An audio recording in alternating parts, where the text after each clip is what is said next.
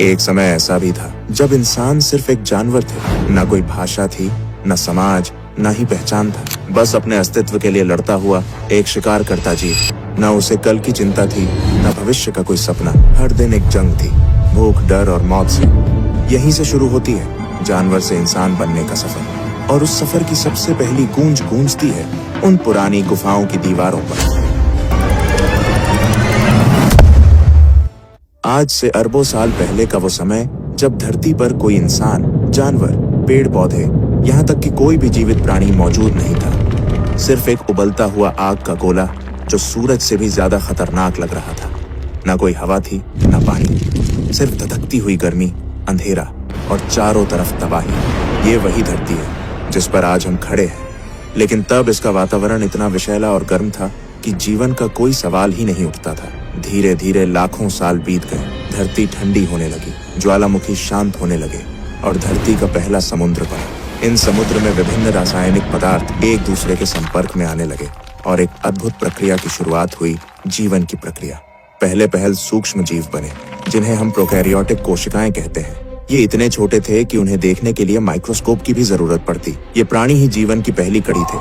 कोई हाथ पैर नहीं, कोई दिमाग नहीं, बस एक सरल कोशिका जो जीवन के पहिए को घुमा रही थी। धीरे धीरे प्रोकैरियोटिक जीवों ने खुद को विकसित किया और यूकैरियोटिक जीव अस्तित्व में आए। अब जीवन सिर्फ एक कोशिका तक सीमित नहीं था, बल्कि कई कोशिकाएं मिलकर एक शरीर का निर्माण करने लगी थी। फिर समय के साथ धरती का वातावरण बदलता गया। पृथ्वी में ऑक्सीजन की मात्रा बढ़ने लगी और समुद्र जीवों से भरने लगे। फिर आया एक ऐसा समय जिसने जीवन की दिशा ही बदल दी। इस दौरान हजारों नई प्रजातियां एक साथ विकसित हुईं। जटिल जीव जैसे मछलियां, कीड़े, जेलीफिश और कई अनोखे समुद्री जीवों का आगमन हुआ।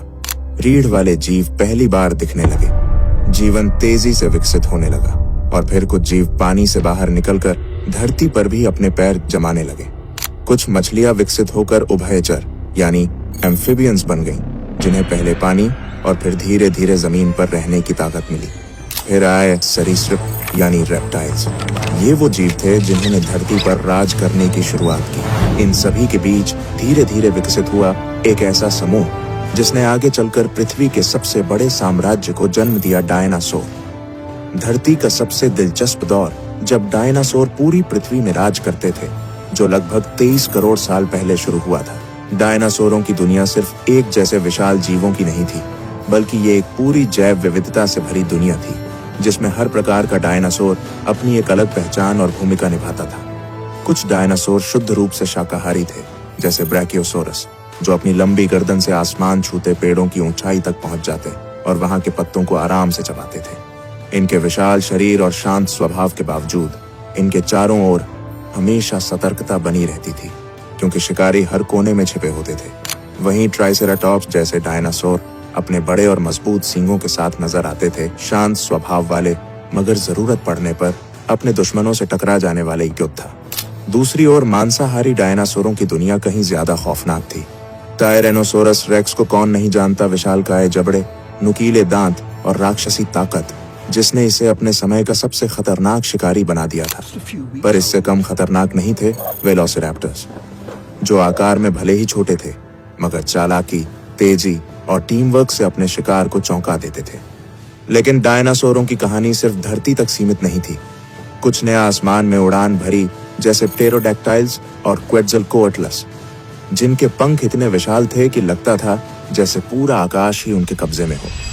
ये उड़ने वाले डायनासोर शिकार करने के लिए या लंबी दूरी तय करने के लिए आसमान में इधर उधर मंडराते रहते थे। और वहीं जब नजरें समंदर की गहराइयों में जाती हैं, तो वहां भी डायनासोरों जैसा जीवन मौजूद था।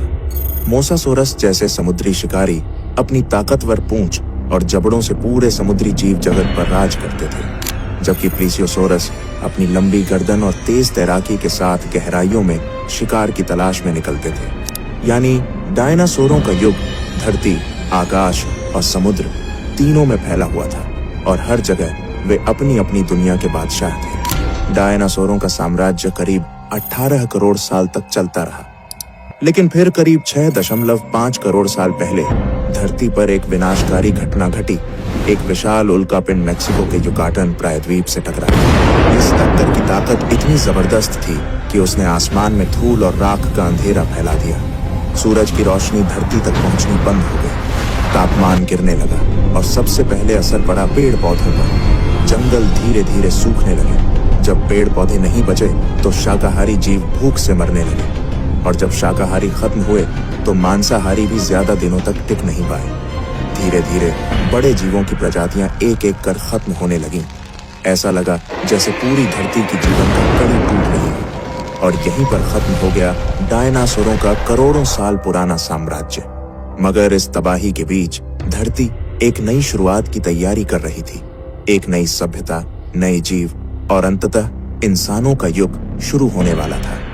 डायनासोरों के विनाश के बाद धरती पर एक नया अध्याय शुरू हुआ। करोड़ों सालों तक दबे, छिपे और भय में जीने वाले छोटे छोटे स्तनधारी जीव अब मुक्त थे।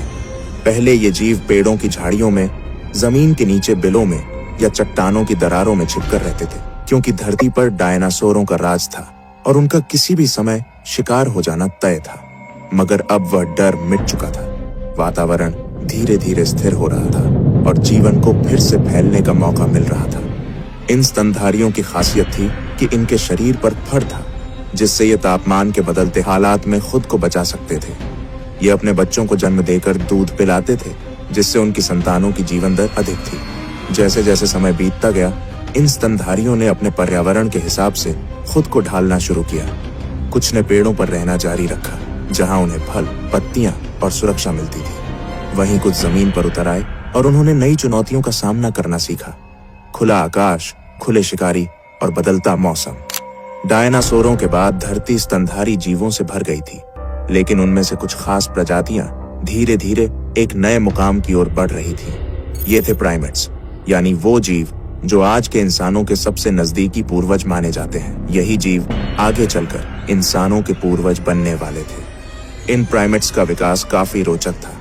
उन्होंने पेड़ों पर चढ़ना, शाखाओं पर छलांग लगाना और तेजी से भागना सीखा। धीरे धीरे उनके अंगों में बदलाव आने लगा।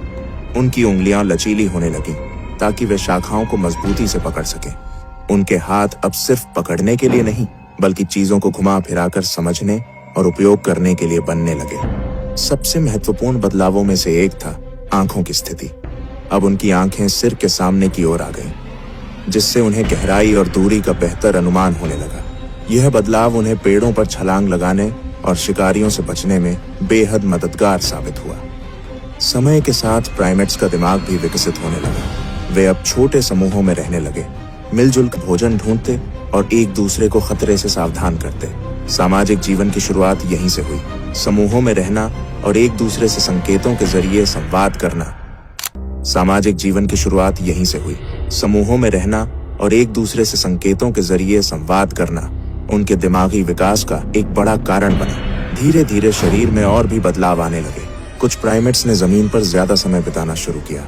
शाखाओं पर लटकने वाले हाथ अब जमीन पर चलने में भी इस्तेमाल होने लगे। रीढ़ की हड्डी में हल्का झुकाव आया और शरीर की बनावट ऐसी होने लगी कि वे कुछ समय के लिए दो पैरों पर खड़े हो सके। यही वो समय था जहां इंसान बनने की दिशा में पहला कदम रखा गया।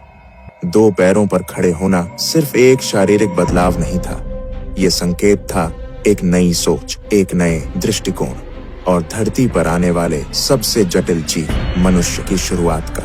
आज से लगभग 20 लाख साल पहले इंसानी विकास की यात्रा ने एक नया मोड़ लिया। होमो इरेक्टस का उदय हुआ, जिसका अर्थ है सीधा खड़ा होने वाला मानव। यह हमारे पूर्वजों की इवोल्यूशनरी कड़ी में एक बेहद अहम पड़ाव था। होमो इरेक्टस न सिर्फ दिखने में पहले के प्राइमेट्स से अलग था, बल्कि इसकी क्षमताएं भी कहीं अधिक विकसित थीं। इनका मस्तिष्क पहले की तुलना में बड़ा और अधिक जटिल हो चुका था, जिससे सोचने, समझने और समस्याओं को हल करने की क्षमता बढ़ी। इनकी सबसे खास बात थी इनका शरीर।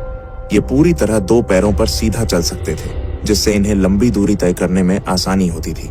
होमो इरेक्टस ने न सिर्फ चलना सीखा, बल्कि अपने हाथों का इस्तेमाल औजार बनाने के लिए करना शुरू कर दिया। पत्थर को तराश कर हथियार बनाना, लकड़ियों से साधारण उपकरण तैयार करना, ये सब उनके जीवन का हिस्सा बन गया था। लेकिन जो चीज उनके जीवन में सबसे बड़ा बदलाव लेकर आई, वो थी आग का प्रयोग। आग को नियंत्रित करना और उसका इस्तेमाल करना मानव इतिहास की सबसे क्रांतिकारी खोजों में से एक था। इससे खाना पकाना संभव हुआ, जिससे भोजन को पचाना आसान हो गया और पोषण भी बढ़ा। आग ने उन्हें ठंड से बचाया, जिससे अब वे ठंडे इलाकों में भी जीवित रह सकते थे और सबसे अहम, आग ने उन्हें रात के अंधेरे और जंगली जानवरों से सुरक्षा दी। इस सब के साथ साथ एक और सामाजिक बदलाव हुआ। अब लोग आग के चारों ओर इकट्ठा होने थर नहीं, बल्कि हाथ कुल्हाड़ी, नुकीले भाले और पत्थर की चाकू, खुरचनी जैसे औजार तैयार किए जाने लगे। ये सिर्फ औजार नहीं थे, बल्कि यह इस बात का प्रमाण थे कि इंसान का दिमाग अब पहले से ज्यादा विकसित हो रहा था।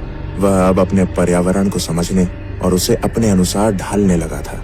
समूह में रहने के अपने फायदे थे। भोजन मिल बांट कर खाया जाता, बच्चों की देखभाल पूरी टीम मिलकर करती और बीमार या बूढ़े सदस्यों की जिम्मेदारी भी सब मिलकर उठाते। यह सामूहिक जीवन इंसानी समाज की नींव बन गया। अब इंसान गुफाओं में रहने लगा था। अंदर आग जलाकर रात बिताना, ठंड से बचना और सुरक्षा महसूस करना, ये गुफाएं इंसानों के पहले घर बन चुकी थीं। लेकिन गुफाएं सिर्फ ठिकाना नहीं थीं, ये अब पहली कला की जन्मभूमि बनने वाली थीं।